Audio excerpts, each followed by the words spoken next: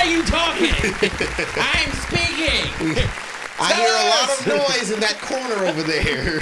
Like, what you trying to say, bitch? First of all, I always got separated from every friend I ever had in the class. Shout out to SK, because, yo, you ever had Mr. Erdman? Nah. Mr. Erdman taught one of the subjects that I should be remembering a lot better, but the word from it was recidivism. So I'm pretty sure it had something to do. I'll look it up, y'all. But define that word. Recidivism? Yeah. Damn, I shouldn't have said it because I don't know the definition. I've never heard that word before in my life. Mr. Erdman taught us that word, and I gotta remember the class. I'm gonna remember before the episode is over. The word was recidivism. Recidivism. But the RECIDIVISM.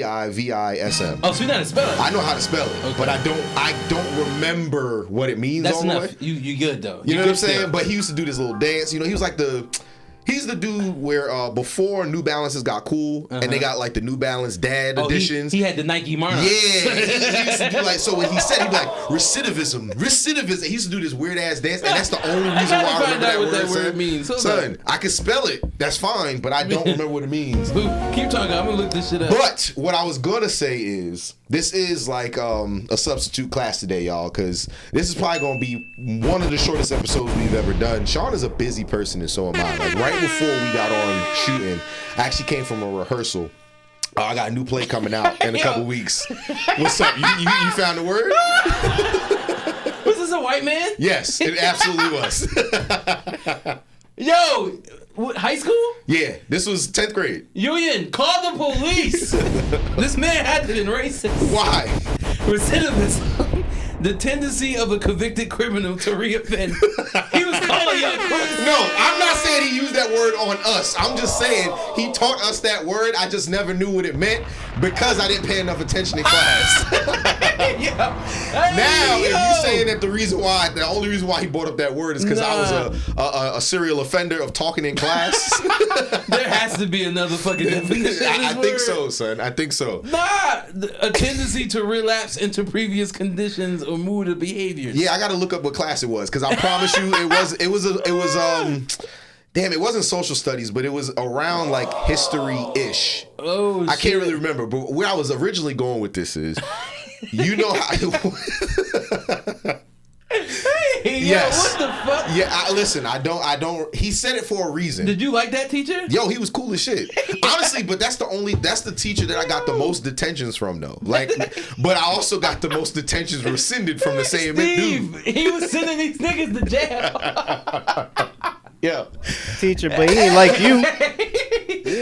No, but I used to. But see, now that you say I'm it, sorry. you know why I would get detention? Because I had dudes like SK in the class. I had Jamal in the class. I had was Jack? No, Jack wasn't in that class. Yeah, me, Jamal, and SK was a problem in that class. Fucking sophomore year too. Yeah, this was probably sophomore, junior year. Because remember, I don't know if you remember the girl. Her name was Carolina, and she was French. And anytime she talked, Jamal would be like, "Yo, shut up, Frenchie." Every single time, son. Whether she was right or wrong on the answer, he'd be like, "Yo, Frenchie, shut up." Every day. So I was getting in trouble every day because I'm an enabler. So I would always laugh to keep him going, and then because by association I get detention. But he did track. He was like the track coach. So every time after school, he'd be like, "Detention, blah blah." We'd go to the Rock, and he'd be like, "All right, that's your detention." It'd be like 60 seconds. He'd be like, "All right, now get out of here. I gotta go to practice." That was it. So I didn't really care about his detention. I'm happy I never had a class with Jamal. Jamal funny as hell. Yo, Jamal, shout out to Jamal. Jamal was always fucking hilarious, bro. Jamal funny. I had like 3 classes with him, like just overall between middle school and high school. Cool in high school. I'm like, he yo, was that's funny as hell. Jamal was hilarious, bro. But and it was funnier because he was one of the smartest kids in the class. Like he was the smartest kid in any grade you could think of, but he would always cause the most disruptions, and teachers couldn't do shit because he would always get the best grades. So that's what happens. Like, it is what it is. We would cause disruption and be fucking. That's it. Being like dumbass. Like, get out of here with your C average. Scram. The fuck? You think you could talk shit? You're not getting an A. Listen, yo. Listen, we became the educated brothers after high school. Yes. You know, it takes some growing. Everybody has to learn one way or another. You know, the more you know. That's it. That's it. Because if we would have ran a podcast in high school, it would have been terrible in the best way possible. Listen, let's be all the way real, and I'm gonna look dead into the camera. I'm gonna take these glasses off. If we would have ran that fucking podcast in high school, it just would have been so petty. Growth is a real thing. Because the person I was in high school, like, I was nice. I was always calm, but I was a little bit too nice. But I was the type of person that as soon as I felt like you crossed me, you would just get the worst version of me. Getting blasted on a podcast in high school, yo, Nigga, bro, that's it. Let's be real. What's up? It's very immature, but I was the dude on fucking MySpace and Facebook posting everything that went on in my life. I can't believe this bitch did that to me. I can't believe she did me like this. Let me tell y'all what happened in third period today, and then he gonna run down his days. Bro, when I tell you I used to use the internet as the worst way you can use the internet, bro, you should not be venting your personal stuff on the internet. Now, granted, I can't tell y'all what and what not to do with your own life, but it's never that good to give full details. Listen, because then what happens is you'll find out people will try to use that shit against you, and that's what I kept getting into. People were using that shit against me. But see, this is before online bullying was a thing, because that's what that classification would go into, like people using what you said to like bash against you, right? Mm-hmm. It was just regular bullying. Online, this was because remember, MySpace was the days where everybody was like, "Yo, I'm chilling, I'm saying whatever the first thought that comes to my mind, a song I want to listen to." We didn't think people was gonna read it and then be like, "Yo, let me read your receipts of that last thing you said." But now that people are doing that, it's like, yo, I would absolutely not. I would absolutely. My high school self, nah. I wouldn't do it for the simple fact of we wouldn't get anything done. It'd literally be just. I mean, it'd be a crazier version of what we do now. If I can be honest. You remember what happened to me on the last day of fucking school? At the senior picnic. You remember that? I was too busy in my own shit because I was mad about a fucking yearbook, yo. Yo, when I think back on that, I was mad that I couldn't find my yearbook. Nigga. Yo, son. But you remember what happened to me. Yes, yours was way worse. Bro. Imagine if we had a podcast with how I used to think in that time frame. Bruh, oh my, I would have got shot at. Somebody would have kill me. Honestly, because yes, you had a lot of beefs too, son. And I promise you, and I won't bring up the story, but as soon as I say Jones House, if that would have happened, the way how young and petty I was, bro, I promise you that would have came up on the episode. Damn, son. Only those that were there would know about Jones House. I will not throw my brother under the bus steps again when we was younger. Son. We did not talk about that shit. Nigga, oh my God, bro. I tell y'all this, man. Sometimes I can laugh about it now. And you know what's funny? I'm happy I'm wearing this shirt because it says closure. See? Perfect. But, dog, the fucking 18-year-old to 25-year-old. I relapsed a little bit when I was 28. Yeah. You know, you have that. That's your last growth. Like that's when you go to the moment you go, oh nah, it's really time to stop doing this. Because the shit was funny because from 18 to 25, I remember when the last incident happened when I was 25. I'm like, dog, I can't keep living like this. Now, scholars, I wasn't doing drugs or anything like that. Yeah, he was. Don't do that. Don't do that. Don't fucking do that. My issue was, let's be real, I don't have to go full detail, but the issue was I was dealing with the wrong type of women. And I always ended up on the wrong side of things. And then I had to get to a point in my life to think to myself, like, you know what? I'm looking for the wrong attributes into who I think I should be with. And once I stopped doing that, I was fine. Now, I brought up the whole I relapsed in when I was 28 because I got into a situation that started off really well. I'm not going to act like that shit was all the way bad. But the issue with that was once I realized that person wasn't truly for me, I should have walked away from it.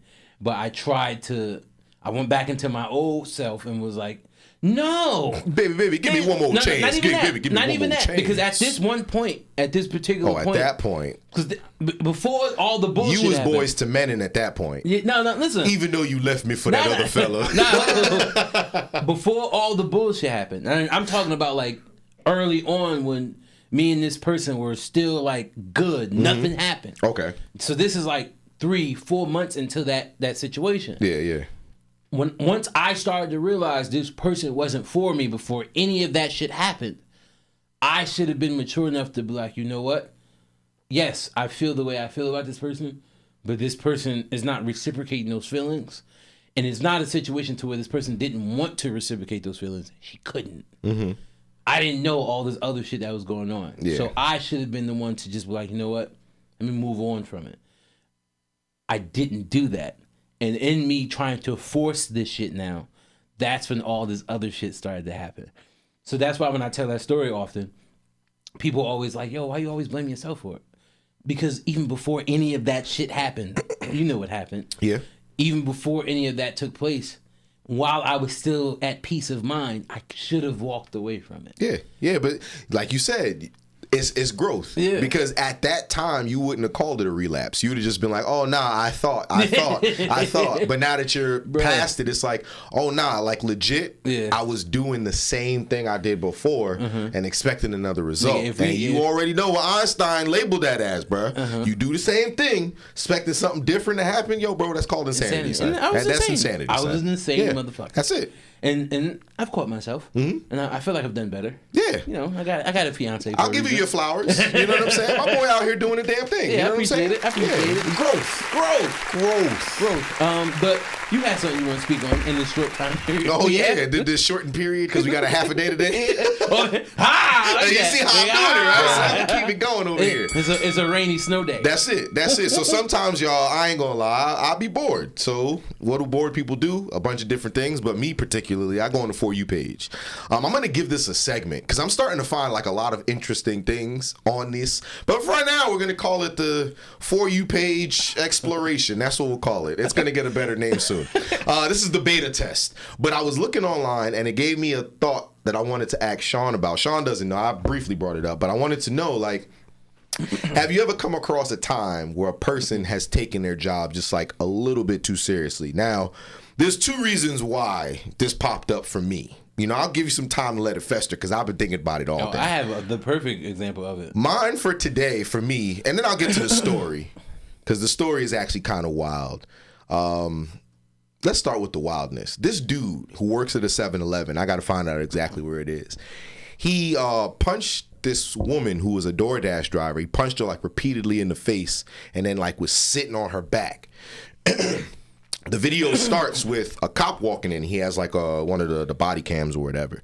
And he's asking the dude, like, what are you doing? And he's just going over and over and over. Oh, no, you're not supposed to be here during deliveries. You're not supposed to be here during deliveries. So he's like, so you thought that that'd be okay? So then the dude is trying to be like, oh, you want to arrest me? Like as if he did something right.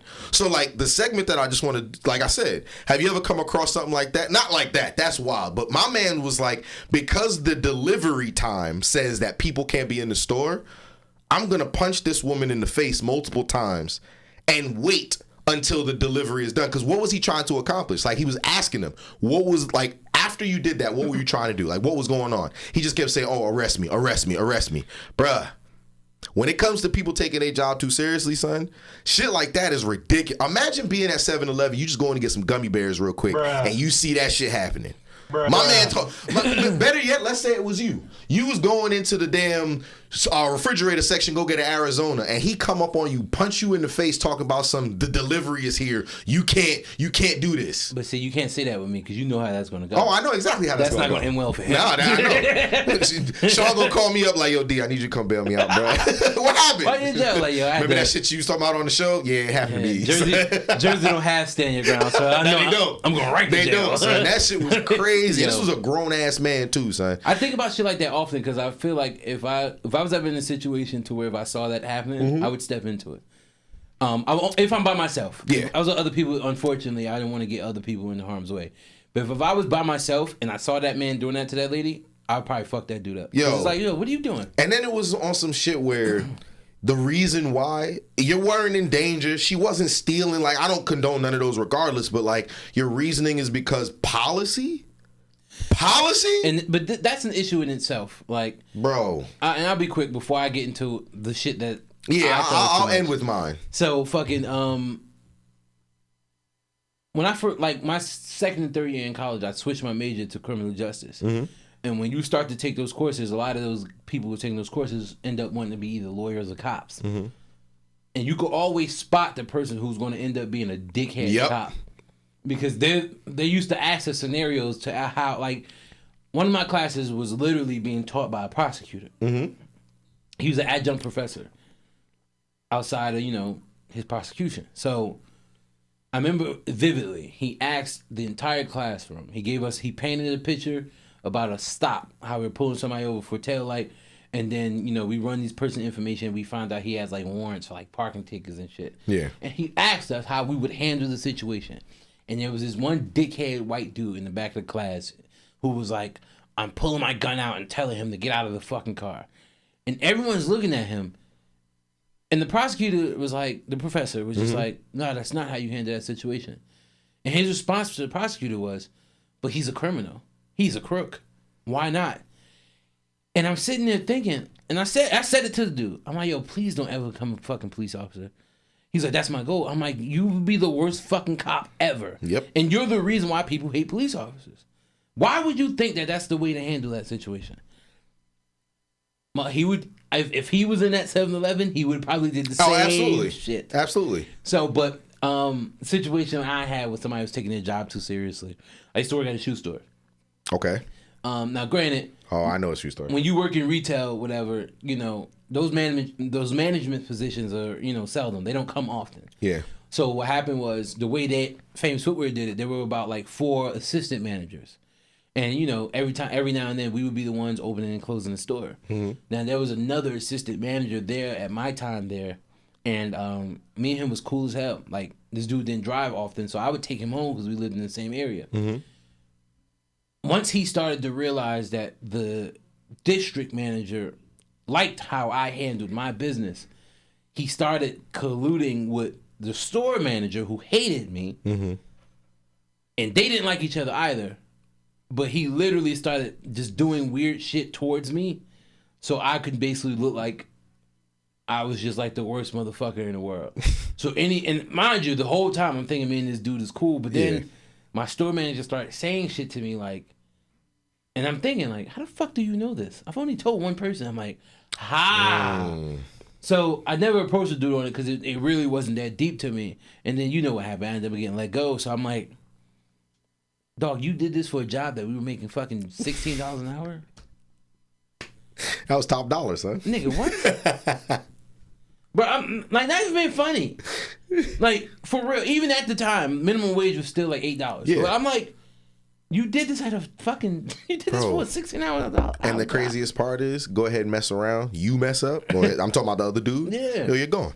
They don't care about it's a shoe store with multiple conglomerates. They'll just put another piece in place if they don't like you. You going real hard for this shit. And that shit fucked my head up. Yeah. I'm like, dog, I didn't think we were like best friends, but I thought we were cool enough to be like, yo, don't do that. Nah. He wanted that job real bad. Clearly, shit. I mean, for me, the whole thought process of this theme for today stemmed from this morning when I went to the gym. Okay. So I went to the gym. And I'm trying to get back into my fitness. Like, I slacked a little bit. I ain't gonna. We saw the enemy picture. And that's why I was like, oh yeah, you know what? I need to get back to that. You know what I'm saying? So I've been slacking a little bit. I'm not gonna lie to you, but I'm going back. You know what I'm saying? So today was one of those days I just wanted to get there early. So I forgot that the gym opened at 8. So I got there at like 7:45. You would have thought I was going to a damn job interview. Like, I was early. You know what I'm saying? Ready to be there in the gym.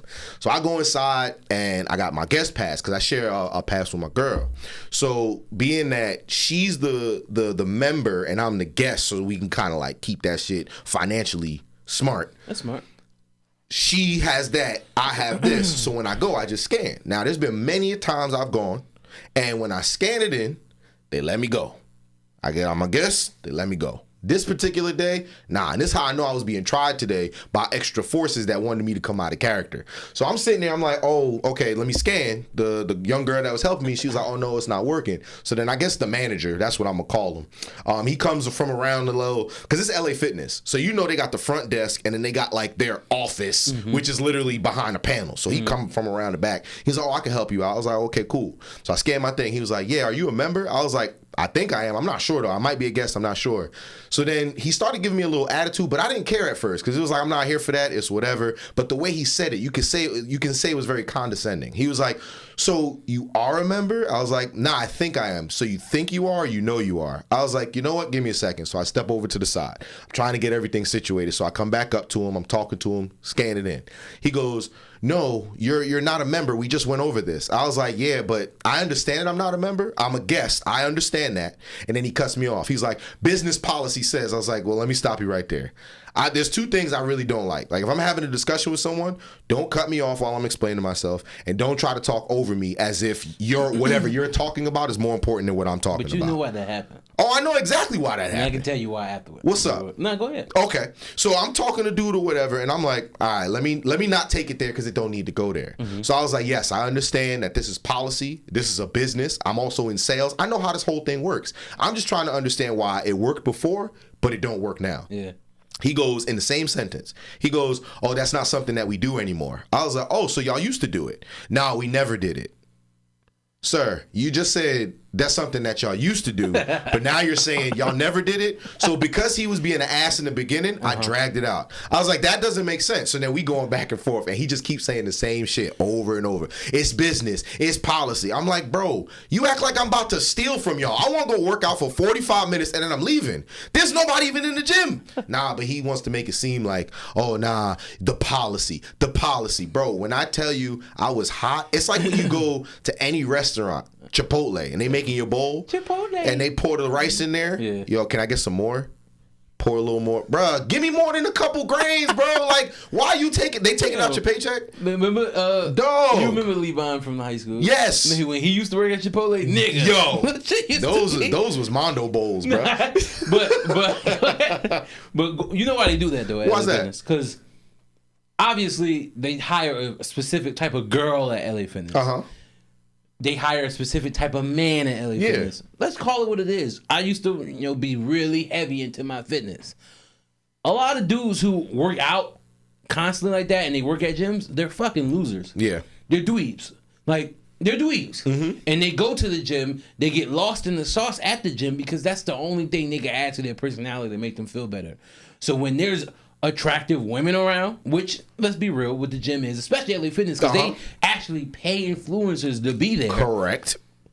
They're going to show their ass. Yeah. So the girl probably was like, not knowing, probably told you no, but she probably would have been very lenient towards it. She was literally like, oh no, what that is like a QR code. Yeah. You need the guest or member barcode. So cool. now Now I just got to go get the barcode. He see that, and now he probably sitting there like, he jump in, and then he goes, no, you're not a member. And then that's when he starts with the whole, like, this is a business. You don't know how businesses are run. It's like, yo, first of all, I don't want to take it there because man to man, like, we just having a conversation, my guy. But then that's when I realized you can't always have conversations with people because people like that, they're trying to pull you out of character. Now I'm the person that they're going to be like, you can't come back here because you were disruptive or all of this other shit. And let's be real. And I want to say this too, because a lot of dudes who work out and have muscles believe this shit.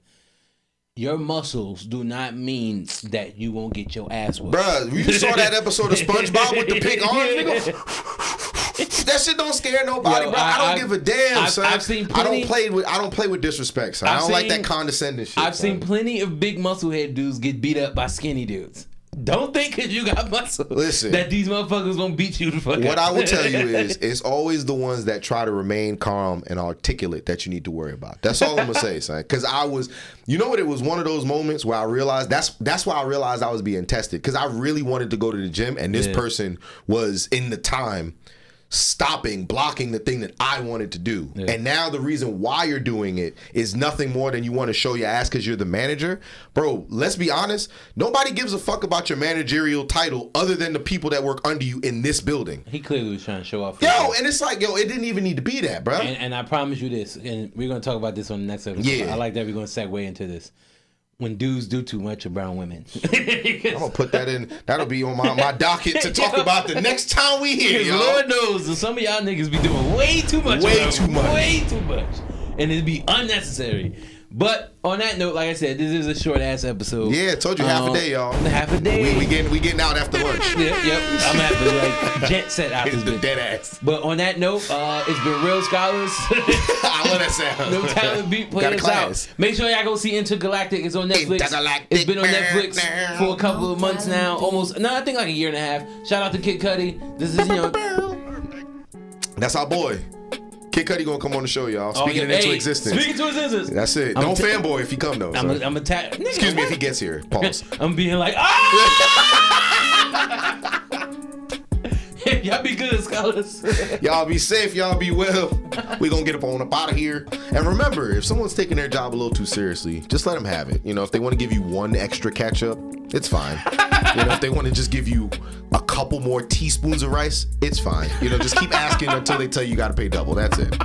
All right, y'all. This man is stupid.